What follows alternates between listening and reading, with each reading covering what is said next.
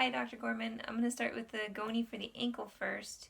So I'm starting in this position just to demonstrate that you can do your plantar flexion and your dorsiflexion in this position.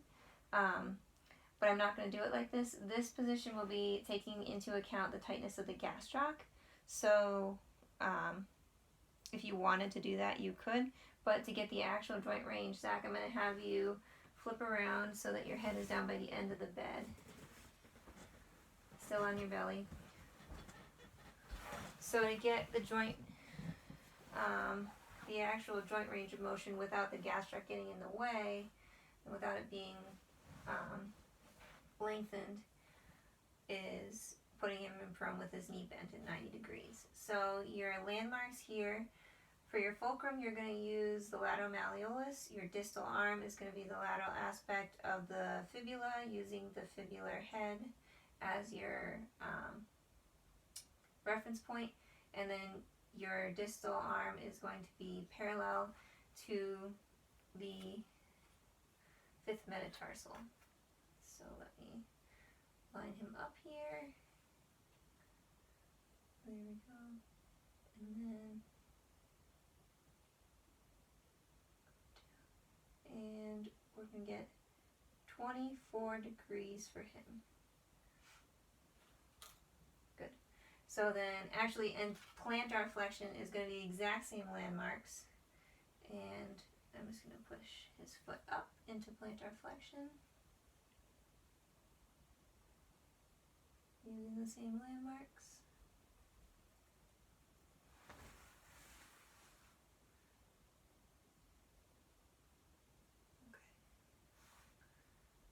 And Zach, just leave him alone. Sorry, the cat is bothering us.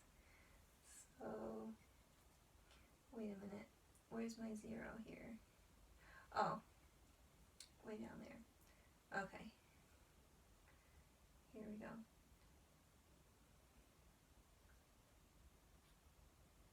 So we're going to be at 52 degrees for him. And normal for dorsiflexion is 20 degrees. Normal for plantar flexion is 50 degrees. So that's plantar and dorsi. So the next one, I'm going to have you sit on the edge of the bed, Zach. Oh, and both of those are firm-end feels. Go ahead and sit on the edge of the bed with your foot hanging on. Okay. So for inversion and eversion, oh, yeah. Sorry, let me put the camera down. I'm sorry if you get dizzy. There you go. Inversion and eversion, you're going to use the anterior aspect of the ankle with the 2 malleoli as your fulcrum, and the proximal arm, is going to be the anterior aspect of the tibia, using your tibial tuberosity as your reference point, and then the distal arm is going to be the dorsal aspect of the second metatarsal. So move him into inversion.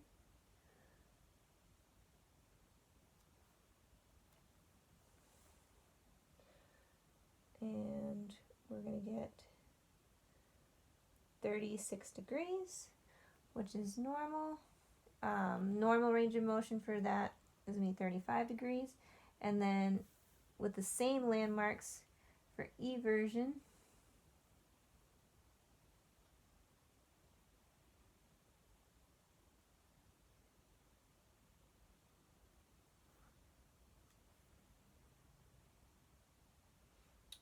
we're going to get 16 degrees. So, and normal for that is 15. So that's your inversion and eversion. Let me move the camera once again.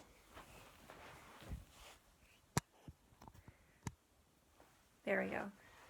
So the last ones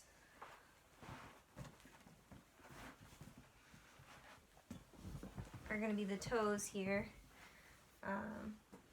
So I'm going to take one toe, bring it up here.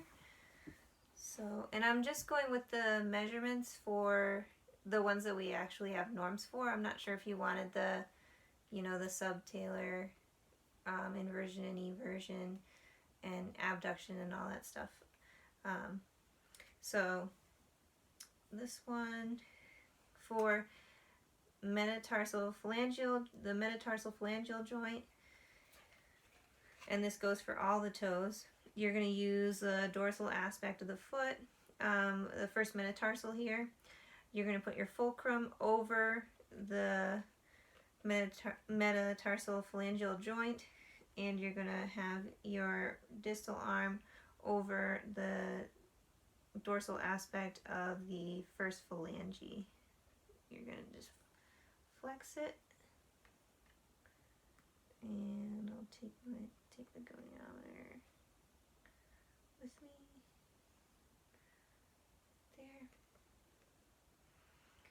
And he is at 50 degrees. Normal is 45.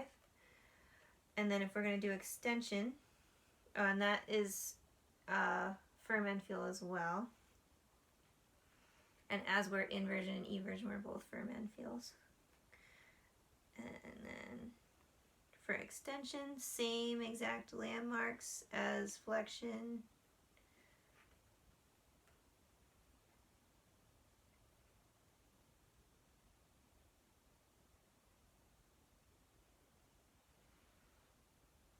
And he's got 90, oh no, he's got 86 degrees, and normal for that is 70, and again a firm end feel. And if I wanted to do abduction, I would just do the dorsal aspect of the foot again, and then only this time the goniometer is going to be flat, so it's going to be more like anterior. You're still going to have the fulcrum over the joint, and you're going to line up with the first metatarsal and the first phalanx and just come out, and that would be your abduction. And then subtalar, if I wanted to do that for inversion, eversion, he would be laying on the bed in prone with his foot hanging off the bed like I had him in initially when the video turned on. And I would just turn, I would just invert and evert just the calcaneus, and his landmarks would be the middle of the posterior calcaneus, the tendon, the Achilles tendon right in between the malleoli, and the posterior aspect of the leg, just the midline of the posterior aspect of the leg would be the landmarks for those.